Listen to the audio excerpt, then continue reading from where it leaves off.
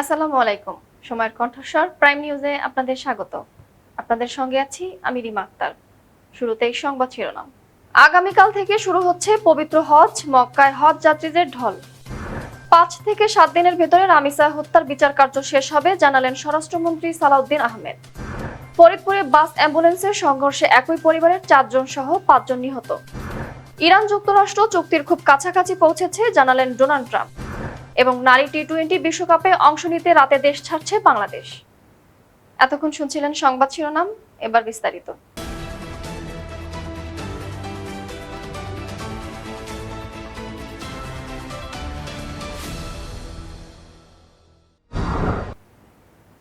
আগামীকাল সোমবার থেকে শুরু হচ্ছে চলতি বছরের হজের মূল আনুষ্ঠানিকতা। ইতোমধ্যে লাখ লাখ হজযাত্রীর সমাগম ও পদচারণায় মুখরিত হতে শুরু করেছে কাবা চত্বর। গত শনিবার সন্ধ্যা থেকেই মদিনা থেকে হজযাত্রীদের দলগুলো মক্কার উদ্দেশ্যে রওনা হতে শুরু করেছে।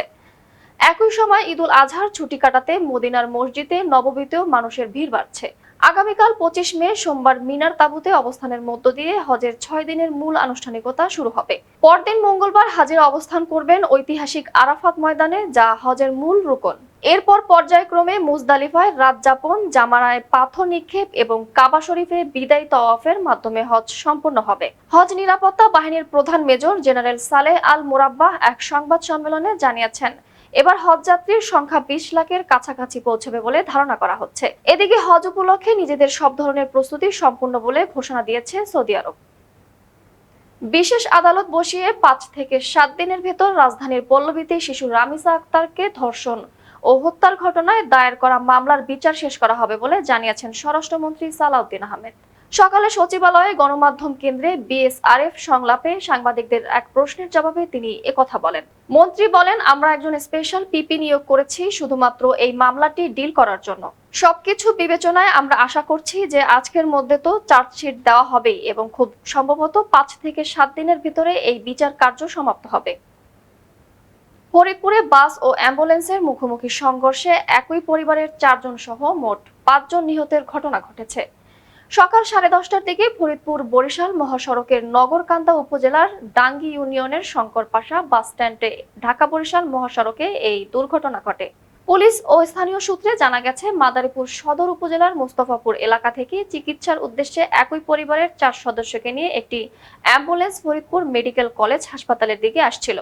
পথে ফরিদপুরের নগরকান্দার শঙ্করপাশা এলাকায় পৌঁছালে বিপরীত দিক থেকে আসা বরিশালগামী একটি বিআরটিসি বাসের সঙ্গে অ্যাম্বুলেন্সটির মুখোমুখি সংঘর্ষ হয়। এতে অ্যাম্বুলেন্সটি দুমড়ে মুচড়ে যায় এবং ঘটনাস্থলেই চালক সহ ৫ জনের মৃত্যু হয়। এবার আন্তর্জাতিক।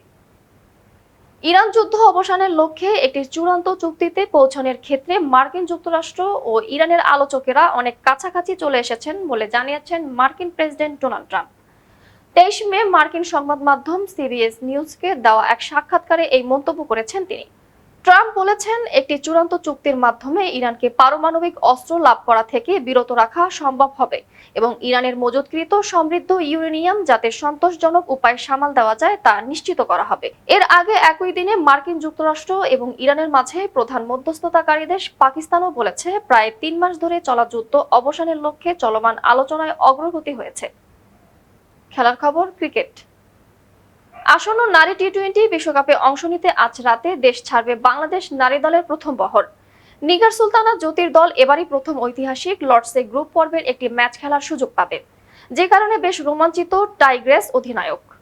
সকালে মিরপুরে আয়োজিত সংবাদ সম্মেলনে বিশ্বকাপের গ্রুপ পর্ব নিয়ে আশাবাদ ব্যক্ত করেন বাংলাদেশ অধিনায়ক নিগার সুলতানা জ্যোতি। অন্তত ৩টি ম্যাচ জয়ের লক্ষ্য নিয়ে তিনি বলেন, ভারত এবং দক্ষিণ আফ্রিকার সঙ্গে আমাদের ম্যাচ জেতার অভিজ্ঞতা আছে।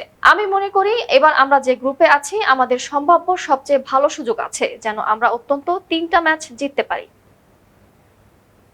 এই ছিল আজকের প্রাইম নিউজ। দেশ বিদেশের সর্বশেষ আপডেট পেতে চোখ রাখুন সময়ের কণ্ঠস্বরে। ধন্যবাদ।